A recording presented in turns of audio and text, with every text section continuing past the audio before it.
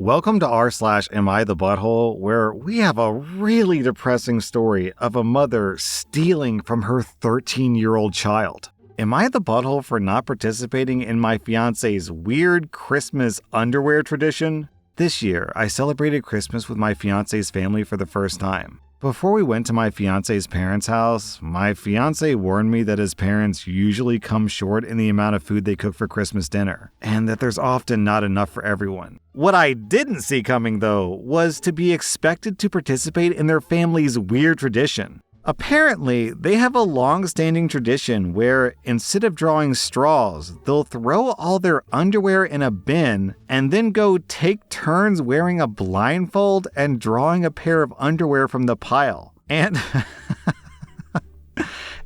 drawing the smallest pair of underwear correlates to drawing the smallest straw. I had never heard of this tradition, so I felt blindsided when, right before Christmas dinner, my fiance's mom yelled out that it was time to pull the straws to decide the order of who got to plate up their food first in case there wasn't enough for everyone. At first, I thought that his family was joking when they announced this, so I laughed, which made my fiance get real defensive. I volunteered to get my food last so I wouldn't have to participate. But my fiance just got more annoyed and asked me to just try it to be more agreeable. The whole thing was just kind of weirding me out, so I called an Uber and went home. Now, things are real tense between me and my fiance, since he now says that I made a bad impression by acting like I was too good for their family traditions. Am I the butthole? OP, I have so many questions. First of all, are these fresh pears? Like when she said it's time to draw straws, are you expected to jump into the bathroom, whip off your underwear, and throw it in the bin? Or is it at least freshly laundered underwear? Second, when you pull them from the bin, are you guys using your hands or are you going in bobbing for apples style? Third, why are you handling other people's underwear before eating dinner? That's the perfect thing to set the mood for a nice Christmas roast, isn't it? Reaching into a bin and pulling out Grandpa's crusty underwear? Yeah, that really gives me an appetite. Yum. Look, if this family wants to have this weird tradition where sons are pulling out their mother's underwear and fathers are pulling out their daughter's underwear, then whatever. I guess that's okay. But to expect OP to join in on this tradition is crazy. I just gotta remind you, OP, I gotta say, you said your fiance's family and not your husband's family. So it's not too late. Why doesn't this family just ask people to bring more food? Instead of saying, show me your casserole, they're like, show me your asshole. All right, hold on. There's no way this is this bad. Let me see if OP's had a comment explaining the situation. He insists that it's very common and that all his friends did this with their families growing up too. That is a lie. It is not common unless they grew up in a cult. She says, it's not that the smallest person doesn't get to eat, it's that person who draws the smallest pair of underwear potentially doesn't get to eat. She says, apparently it's a long-standing tradition that whenever the family wants to pull straws to settle something, they all use their current underwear? Their current underwear? No! Yo, this family is showing off period stains and skid marks and discharge and ball sweat. Hey, check this out, Mom. That's my most recent skid mark. So what's for dinner? You ready to eat? I'm starved. Am I the butthole for telling my friend's dad that my mom returned everything he got me for store credit for herself? So last year, my mom married Mark and we moved to a new state. We have a 3-bedroom house. My mom and Mark have one room. Mark's 10-year-old daughter, Lily, has her own room. And I, a 13-year-old girl, share a room with my brothers, who are 16, 18, and 22. Mark doesn't want my mom to work, but he also doesn't give her money for us because that's our dad's job, so I was kinda on my own to get anything I needed. A guy at my school noticed that I didn't have lunch most of the time, so he started bringing extra food for me. Then I started going to his house after school. His family has been really nice to me. They take me out with them, and they got me a new pair of shoes because mine were too small. That family went all out for me for Christmas. I got 2 pairs of boots, 2 pairs of shoes, 6 pairs of jeans, 4 leggings, like 20 shirts, 2 jackets, a raincoat, rain boots, umbrella, new backpack and water bottle, and even hair stuff and some makeup. They also got me glasses, but that wasn't really a Christmas present. Oh my God.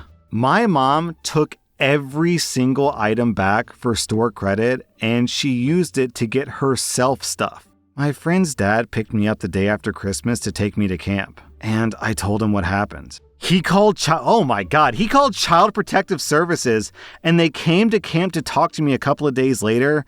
Then they came to my house, and now I'm staying with a friend and his dad. Whoa! He reordered everything he got me, plus he had to go into Target and some other stores to get a couple things until everything gets here. But my mom is really mad that I told him, and she's saying I got her in a lot of trouble, so I wanted to know if I was wrong for telling him that she was returned everything. Oh my God, this story! Man, even after reading the title, I was still shocked. First off, shocked at this family. They have a 13-year-old boy. I mean, maybe he's got a crush, so maybe that's why he's paying so much attention to OP.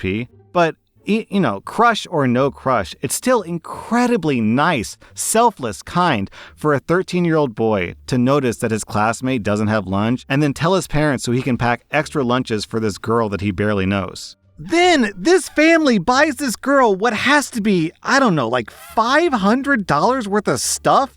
Just because she's a growing child who needs support and her actual family isn't doing it, so this family's like, okay, we'll step up then. And the audacity of this mother to steal from her own 13-year-old child. Oh my God. And I'd also like to point out just how bad it is to force a 13-year-old girl to share a room with 3 brothers when another 10-year-old girl gets a room all by herself. Why not put the girls in a room and put the boys in a room? Isn't that the logical thing to do? OP is being so neglected by her family, and this other family is so kind. Man, OP, look at it. OP, look at it this way.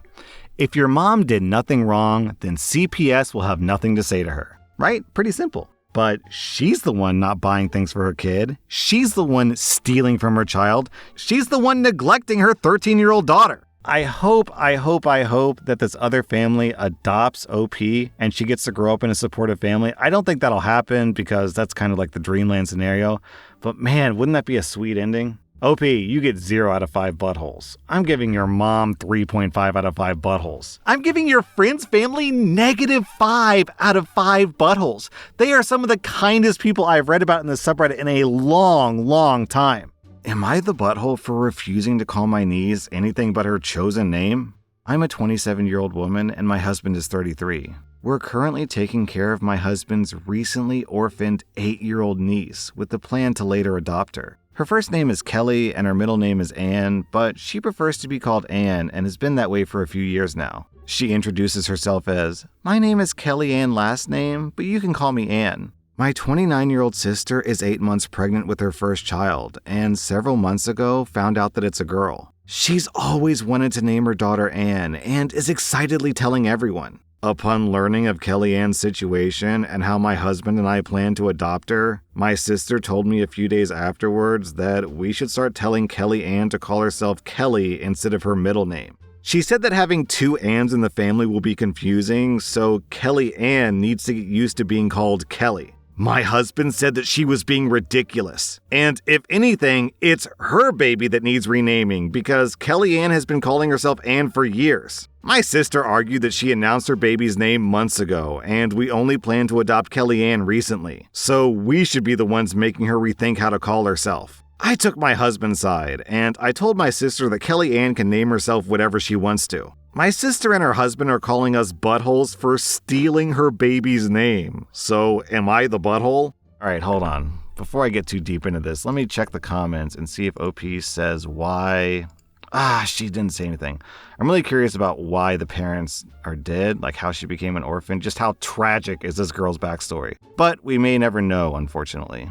Alright, well, in any event, this just feels like tough luck. Tough. Deal with it. Too bad, so sad, sister. Either change your baby's name or get used to the idea of having 2 Anns in the family. It's not even that big of a deal to have 2 Anns, so what?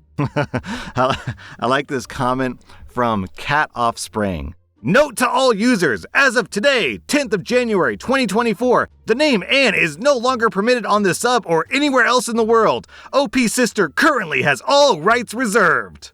So you heard it here first. If there's any Anns watching this video, tough luck. Guess you gotta change your name. What can you do about it? You can't have two Anns. That's just ridiculous. OP, I'm giving you 0 out of 5 buttholes. What you're doing, taking in...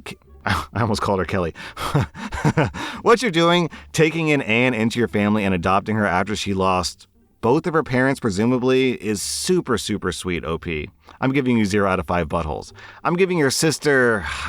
I think 1 out of 5 buttholes. 8 months pregnancy she's probably hopped up on pregnancy hormones, so I'm hoping that once the dust settles, she'll be more clear-minded, but who knows, maybe she is genuinely this crazy. Am I the butthole for blocking my door off to my room with my bed to prevent my cousins from using it as a guest room? I'm a 15-year-old girl, and I was born in Madrid, Spain to Spanish parents, but we immigrated to the US when I was 1, and we've lived here ever since. We do go back to visit my grandparents and whatnot, but this year they came to us. I live in a small 2-bedroom house with my parents. I'm an only child, so I get one room to myself and my parents get the other. There isn't enough space for my grandparents, plus my uncle and his wife and kids. My grandparents booked a hotel near to the house, but my uncle is too cheap for that. He wants me to give up my room for his kids while he and his wife sleep on an inflatable bed beside them in my room. I explained to them that I have sleeping issues and I would appreciate keeping my room. He kept insisting and annoying my parents about it until they finally caved in and told me to sleep on the couch in the living room. I didn't want to give up my room, so when night came last night, I rolled my bed to the door and locked it for extra security so they couldn't get in.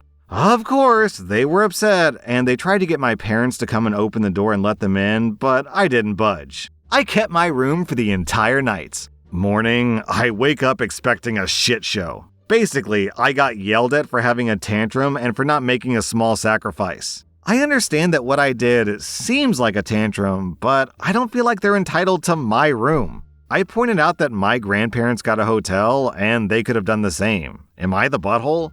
Okay, down in the comments, I'm seeing a mix of OP is the butthole and OP is not the butthole. And I actually have a unique perspective here that I think can shed some light on the controversy. I think that if you're American or Canadian, you're probably way more inclined to say that OP is not the butthole because, of course, it's her room. She has every right to her room.